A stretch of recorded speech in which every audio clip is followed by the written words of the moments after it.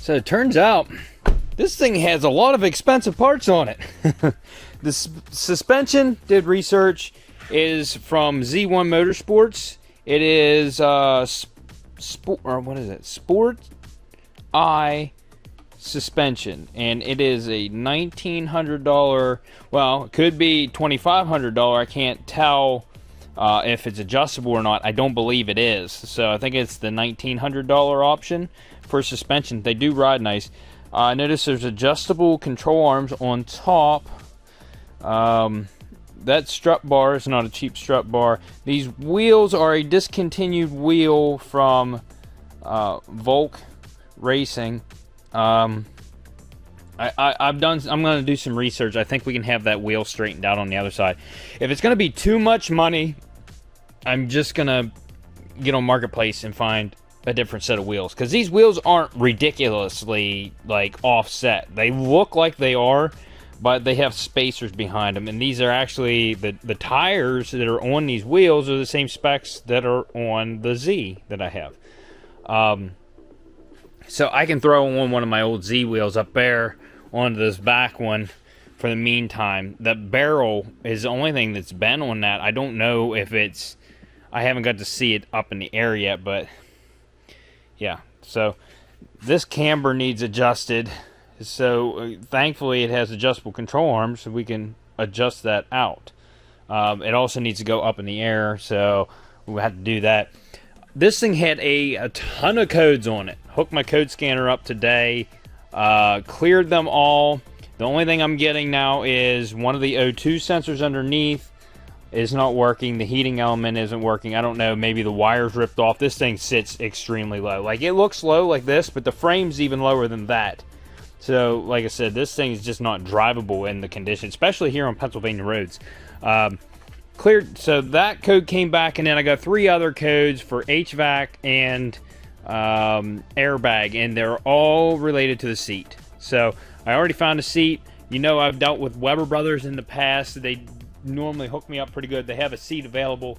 Only thing is, this car has the adaptive steering, and when you look up seats, the cars with adaptive steering, the seats are different. At least they say they're different. I don't know.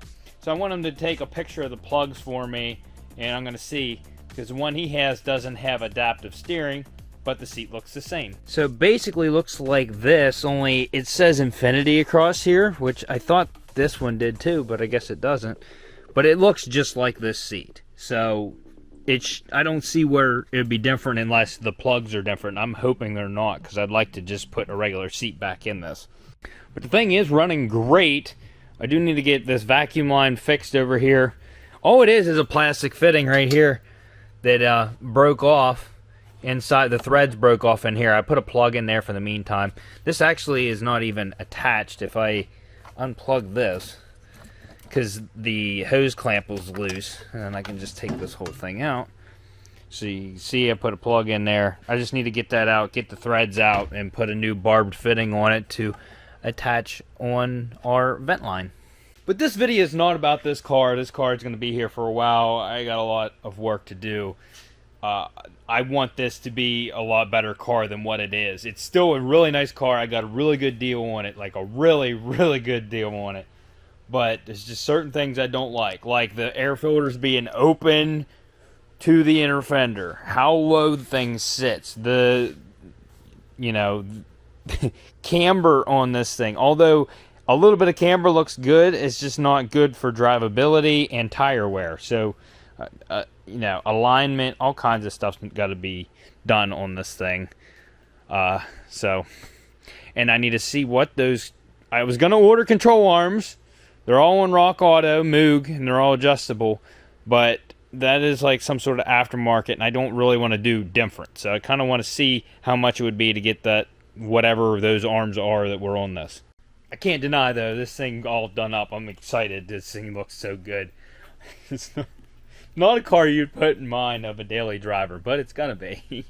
Now, there was some confusion on my part, but it was all reasonable. I reached out to Max Speeding Rods because I saw that they had, these were listed as test pipes for my 370Z. I don't know if you guys remember it. My passenger side cat rattles. Like the material is loose in there.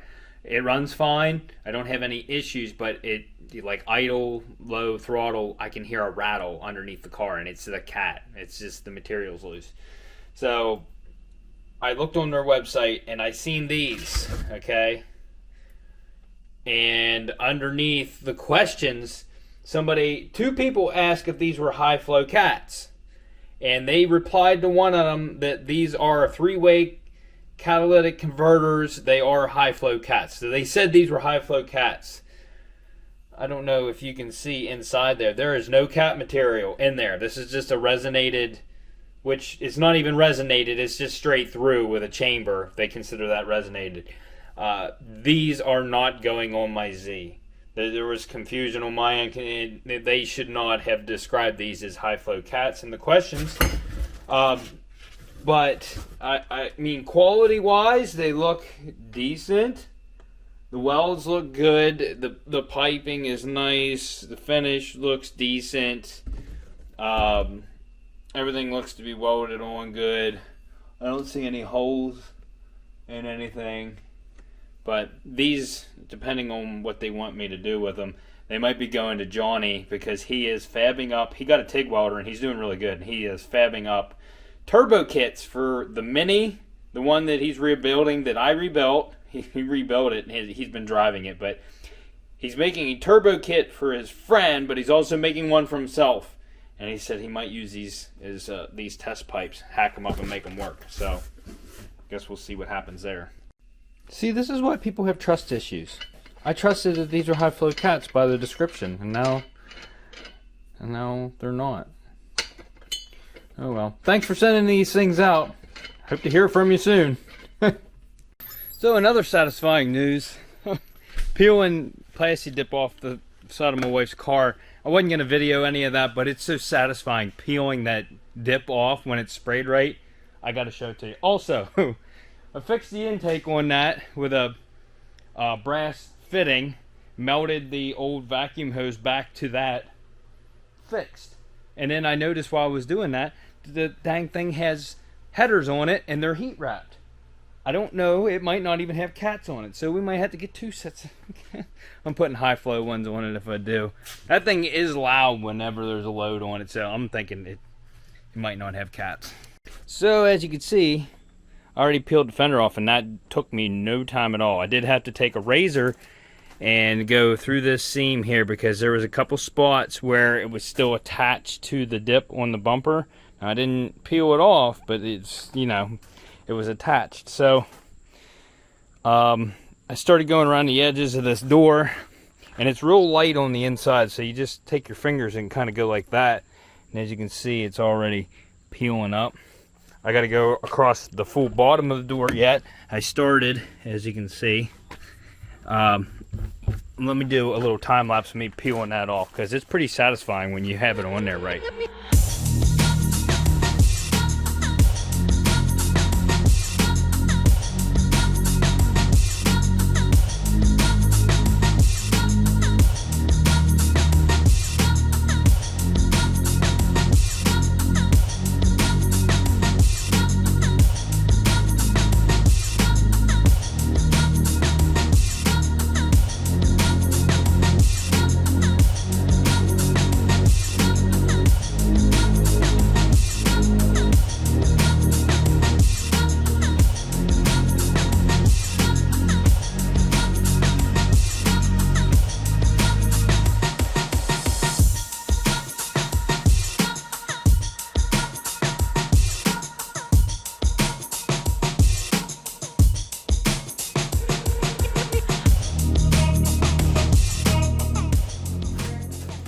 So as you can see, pretty much one shot off there. I think you can see the color better right now, like with it not on the car. Yeah, there is a whole Dodge door right there, and it's very, very thick. A little bit thinner down here on the bottom, but up here, I mean, it's like a trash bag, but rubbery, like one of the heavy-duty trash bags. It's amazing to me just how fast something that took me a whole weekend to do can just go away. Paint job's flawless underneath, peels right off, easy as can be. Pretty nice. Alright, so I don't have a whole heck of a lot of time to work on this today, but since I wasted most of my day on other things, pull this forward, we're going to strip the interior. I want to get the seats out mainly, and then maybe I'll set those Silverado seats in and we'll see how they fit up. They're not going to fit right, but the way they're made, you see them big brackets underneath, I can modify those. We can make it fit right just because of how the brackets are on those. It's going to make it a lot easier. So, also, how do you guys feel about fender mounted mirrors? I got this as an experiment. I don't know how I feel about it. Guess we'll see.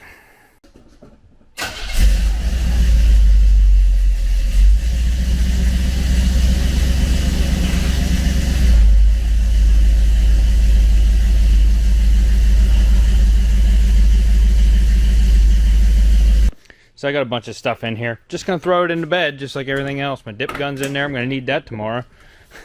But these we're going to have to reuse. So I got to save those.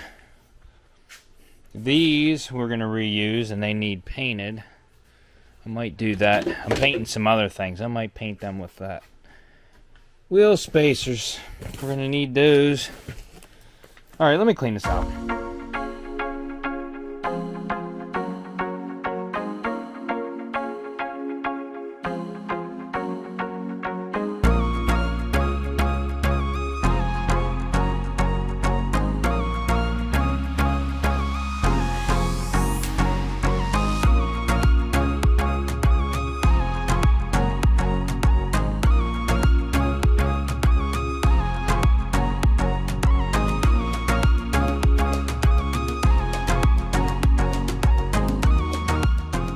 We had a casualty.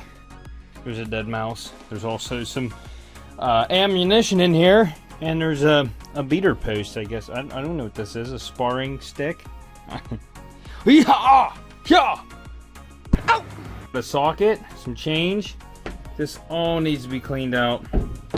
I'm leaving these seat belts in for now because I don't quite know. Oh yeah, we have to use those buckles. I believe so. Yes, because there's no buckles on those seats. So, hopefully these buckles will work out with these seats. But I can tell you right now, them seats are not going to just sit right in here. So, modifications are going to be made. That's for sure.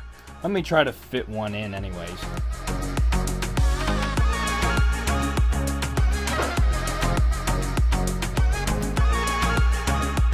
As you can see, that seat is way too high now that that's on there. Simple solution I'm seeing is these brackets have to go.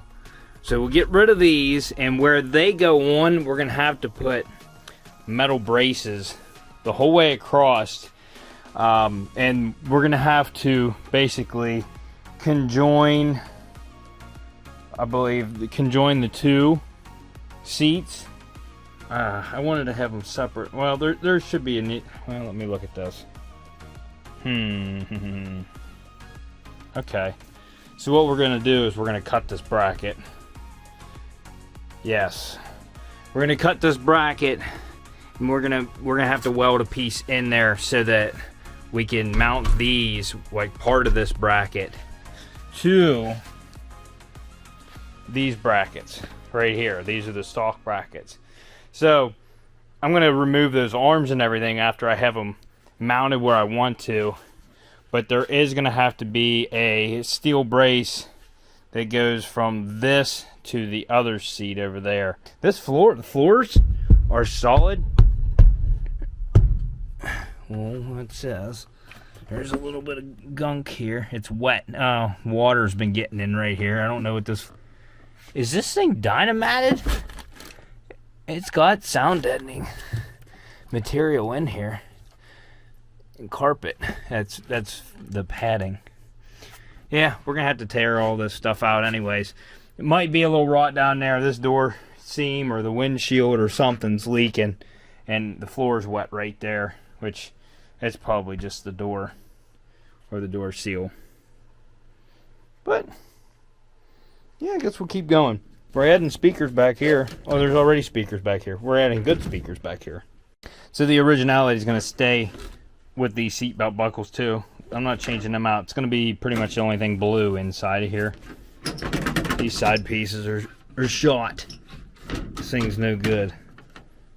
Now, if you put a couple screws in it, it'd be alright. But it's missing all of that trim. It's missing most of it. Missing it over here. It's got it. Nope, that's broke. It's missing over there too. Raptor line, all this stuff.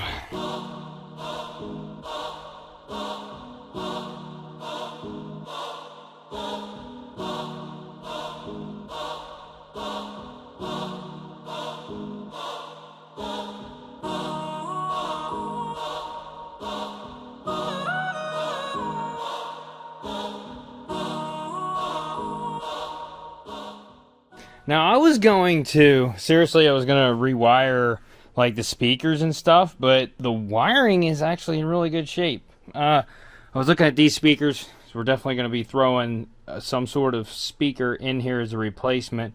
I'd like to go bigger, but then I would have to Dremel this out. Honestly, I'd rather just mount them right to the pad with guards on them so you can see them. Because I think I'm gonna rework this. I think I'm gonna just custom make this piece. So I'm gonna grind this down. We're gonna have to do some fiberglass putty and stuff to smooth it out and flock it. But like, look at the wiring on this. I mean, like it's not all brittle and stuff. Oh man, it's not all brittle, and the connector's okay and everything. So I think we're gonna be good to just take these speakers out. These back ones as well. I don't know. I need to see what the wiring looks like on those. And like I said, we're going to try to fit that screen in there. Honestly, I'd love to. If I had a 10-inch screen, floating one, then just take that. Oh, that's our heater controls. We can't do that. Okay. Now I'm going to have to custom fit that radio into this, which I don't think we're going to have a problem. You can see which angle it's at. Maybe I'll work on that, because I got a lot of stuff to do in here, and I'm not feeling it right now for some reason. But solid base. This thing's solid. You're not going to find a newer truck, I guarantee you, like a 2020. In 30 years, you're not going to find one that held up this well. They rot out. They rust. Check this out. In the glove box. We might have to put this back on somewhere. Original badge. I think we should. No, it's actually in decent shape. Let me just use that. Huh. Nice. There's an original manual in here too as well. Check this out. In good shape. Hit that. It's actually in really good shape. That's awesome. So yeah, while I'm thinking about it, let's try to fit this. Let's try to fit this into there. I'm pretty sure that I have faith that we can do it. The only problem is that I'm seeing. Well, first off, we just need to get that cut out. There's no ifs, ands, or buts about it. We might have to do away with one screw in the dash there, because I think this is going to take up that real estate, and I think it is. So, yeah, we're going to have to Dremel this out. Here we go. Just use this. So, this is the exact size of it. Yeah. This is going to be a tight fit. Please, Nature Boy, finish me off! Alright, I'm going to get my Dremel over here. I just took a paint marker, traced this with this here. Obviously, it's still going to be too small. That'll get us really close, and then we can just kind of grind around it to get it perfect. Because it has to be perfect, because we are not going to be using this, and it needs to look nice. So All right, get the Dremel.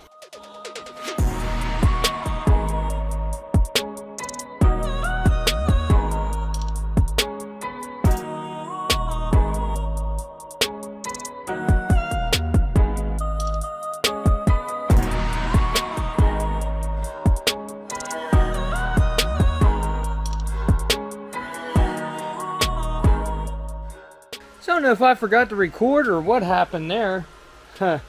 I did a lot. I hacked this dash completely. You know, I said precision. Ha! That went out the window. But I'm gluing it back together right here, putting a brace in there because that was broken. We are going to have problems with this fitting, just so you know. I think we're going to mount the radio not to this, but the dash. I already got the harness up out. It was very easy. So that radio, the harness was tucked down and came out the bottom. I just fished it back up. Right there are the stereo wires. That's the constant power because it must not feed from there. So all my wires are in the right vicinity. But let me show you what our issue is. This thing's not very deep.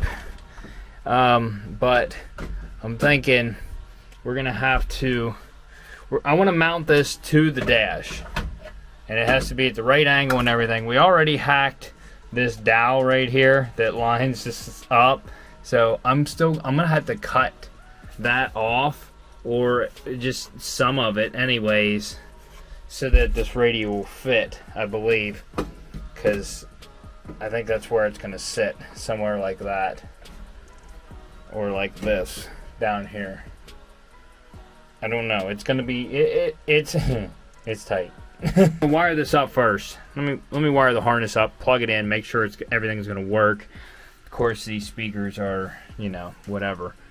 But I just wanna see the touchscreen work in here. And then for mounting, we're gonna use metal brackets, and it's probably just gonna mount right. We run some self-tappers into that dash, so it'll hold it in place. Boys, I'm not having a good day. I might just stop for the day. I can't find my wire strippers. My stripper ran off. So I didn't do the wiring harness yet. I got the radio to fit in there. It's really tight. So then I was like, well, my wire strippers are probably in the Kia. Well, the Kia, I got a very nice touchscreen stereo. It took 6 weeks to get here from Japan. Put it in, no sound. And they were like, oh, well, you need this, and it's not free, you're gonna have to buy. And I said, no, this isn't what you advertised. It was supposed to work. It plugged right in and everything, but there was no sound. Okay, so I was mad about that, so I just went ahead and ordered another used radio that was just like the one that was in it. Just got that one. So I went down there to see if my wire strippers were in the Kia, and they weren't. When I was like, oh, I'm just gonna throw this radio in. I threw it in, no sound. So I thought, well, now this is a second radio with no sound. Maybe it's a fuse. So I started checking all the fuses in the car and stuff. Nothing's blown. So I plugged the original radio back in because it works. Just the touchscreen doesn't. And there's sound. So radio number 2 defective. I'm telling you, I have no clue where my strippers went. Here's strippers. Where are you? Strippers. What do you know? Flashing them dollars around, ended up finding 2 strippers. Anyways, got this harness all hacked together here. I'm gonna throw this in, just make sure it works, and then maybe we can throw the dash panel up there, and then I can see that we're definitely gonna be able to do like a bracket right onto this, almost like that, and that will pretty solidly mount it. Now I'd have to chop this off here, but you should probably have one over there on that side too. It's going to be close whether I got to hack this or not. I might not have to. So let me get this all plugged in and we'll see if it works. Alright, so it's doing a balancing act right now. The antenna wire is just not long enough to run there. It goes right there to the windshield, and it's just not long enough, so I'm going to have to get an extender for that, which is no problem.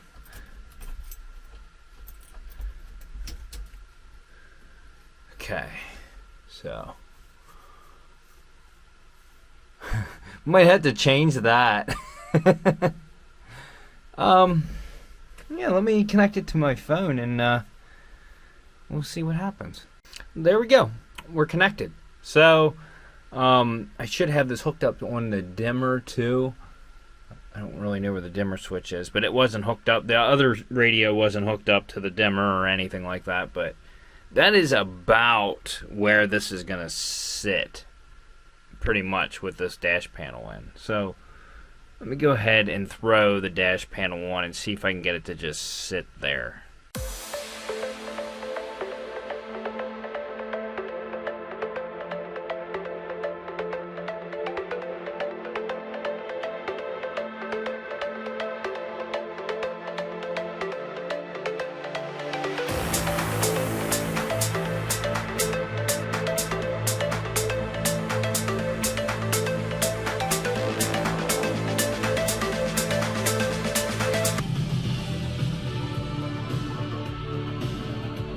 Not every day you get in a C10 and you see something like that.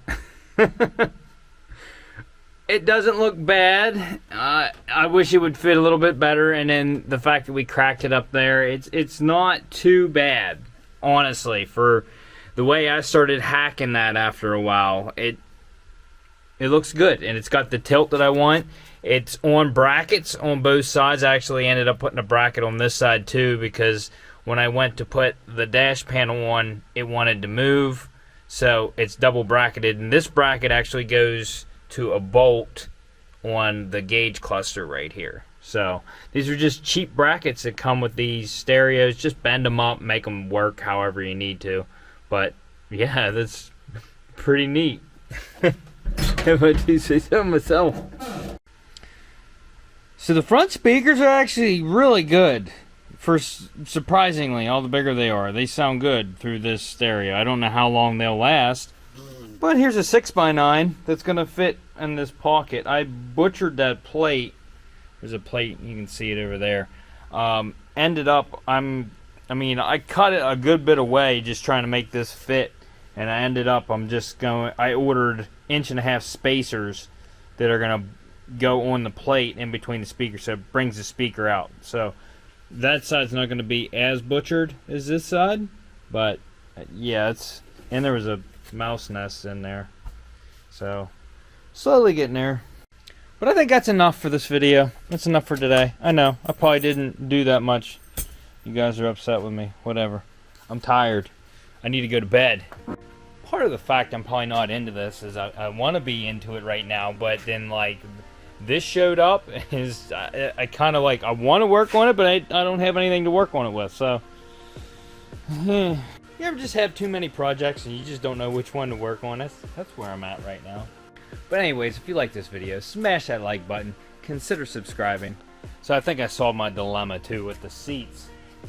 This thing has a very stiff, robust seat bracket in here. It's the whole size of this seat. What we need to do is strip this seat down. We need to take this frame out. Then we can just weld those brackets or weld the seats right to this frame and then bolt it right in just like this seat was. That's going to be the simplest solution. So if you like this video, smash that like button. Consider subscribing. Hit that dislike button if your mom's got too many projects and doesn't know which one to play with. And we'll see you on the next episode. Unwrapped.